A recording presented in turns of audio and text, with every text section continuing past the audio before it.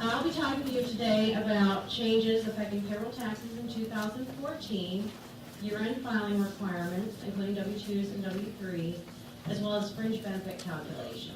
Everything I talk about will be as of what we know right at this moment. There's not a lot of anything that we expect to change, so I feel pretty confident that you can go with what we have. Last year we had some things that were pending, but this year we're confident on the numbers. The FICA rate will remain at 7.65% for both employees and employers in 2014, which is the same as 2013. Employee Medicare remains at 1.45%, with a continued exception that I'll mention shortly. And Social Security will remain at 6.2%, for a total FICA rate of 7.65%. The rates are the same for both the employee withholding and the employer match, just as it was in 2013. New in 2013 and continuing for years going forward is an additional Medicare tax on wages paid in excess of $200,000. This tax applies to individual wages, Railroad Retirement Tax Act compensation, and self-employment income. It affects employees in that once their wages hit the $200,000, an additional 0.9% Medicare tax kicks in for an effective rate of 2.35%. So that may be affecting some of you right now as you get towards the end of the year, and some of your highly compensated employees reach that $200,000. Make sure that you're also reporting that additional 0.9% Medicare tax. However, the employer match does not increase. So the Medicare rates are 1.45% for the employee and employer for wages up to $200,000, and then 2.35% for the employee, but still 1.45% for the employer for wages in excess of $200,000.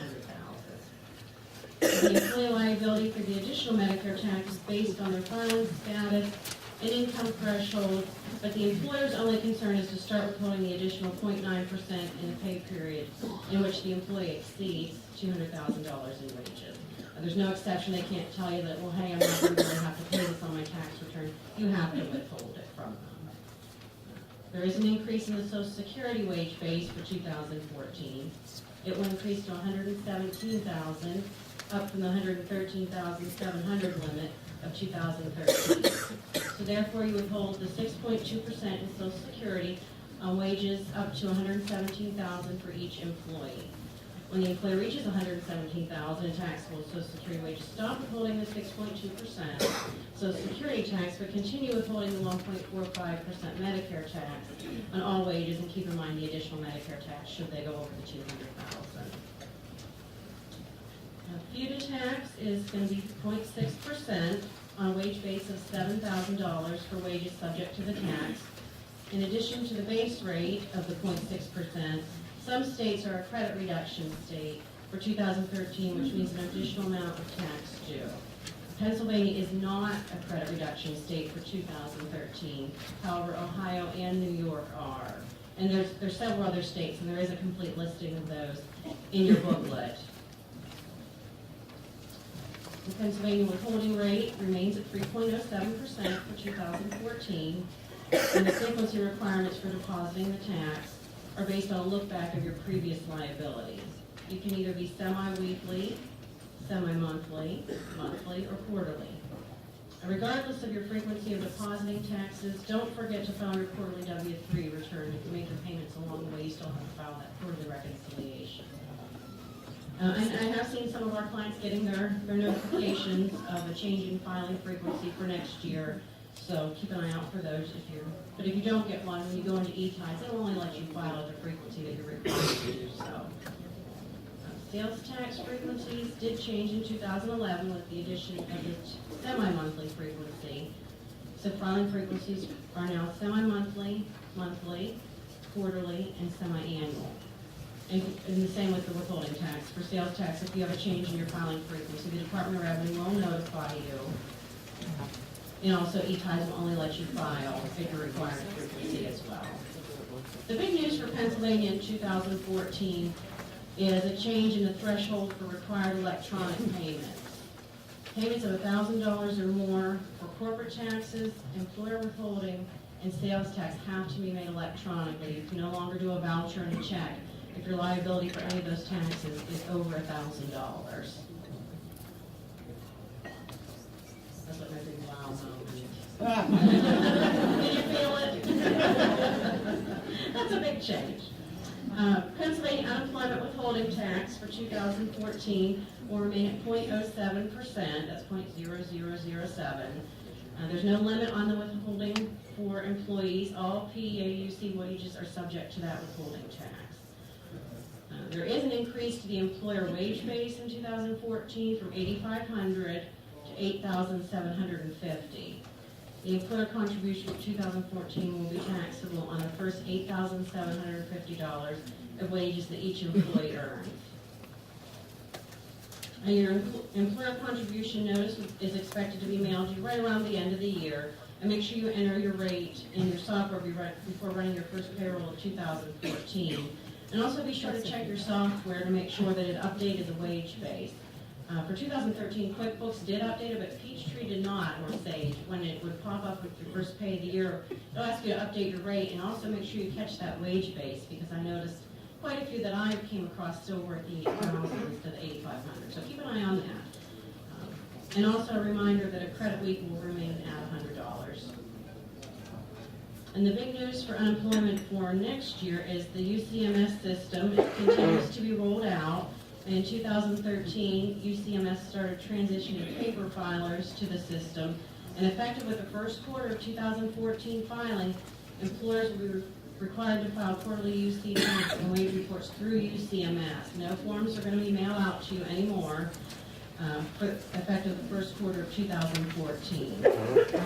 Your payment methods available will be ACH debit, ACH credit card, and a paper check with a payment voucher printed from the UCMS system. Now, if you don't have a computer and you're unable to file electronically, I did talk with someone at the Department of Labor, and his suggestion was to go to the library and use a computer. Or the Payroll service, or some of the local tax collectors, the LST tax collectors, real estate tax collectors, there's a possibility that they are going to offer a service to file your UC2 for you electronically, of course, for a fee. So those were their options. There really is no way around. You're going to have to start filing electronically. It never hurts to go to the library and spend a little more time there. So. Local services tax will continue for 2014. It's paid in the municipality in which the employee works, not where he lives. And if your rate is $10, you need to withhold that all at once with the first pay of the year, or the first pay when they become employed by you.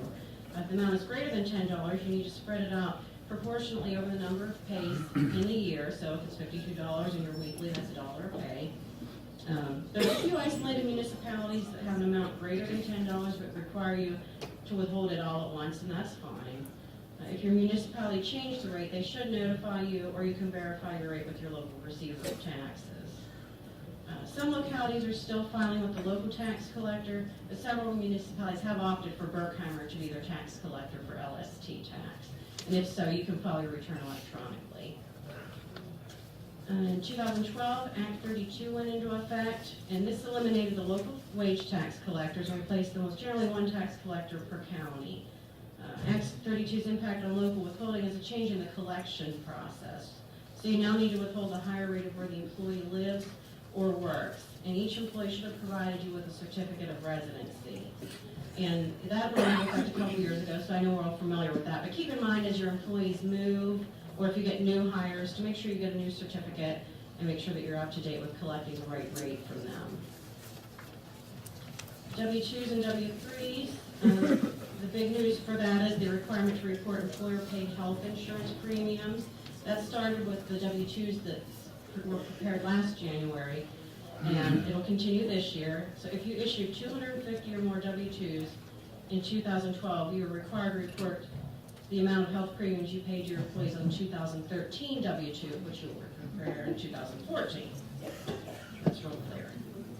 So 250 employees in 2012 means that you have to report your health premiums on the 2013 W-2. And that amount goes in box 12 of the W-2, and you'll use code DD. And the rule of the reporting requirement, should there be 250 more W-2s in the preceding year, remains in effect until further guidance is issued by the IRS. Also remaining in effect is the transitional relief for reporting for employers issuing 250 or less W-2s in the preceding year. The types of coverage required to be reported include coverage under a group health plan that is not taxable to the employee, and there's a big giant list on page 57 of your book also of what needs to be reported. For W-2s, you can still use paper forms, or you can file electronically for federal, state, and most locals. Both stages, QuickBooks, and most other types of software will now generate the form. You no longer need the pink form, the specific pink form from the Social Security Administration to print on. If you choose to file your federal returns electronically, you do need to register ahead of time for that. And Pennsylvania will allow through e-tides or over the phone for 10 or less, which I do not recommend, and the option of paper forms as well.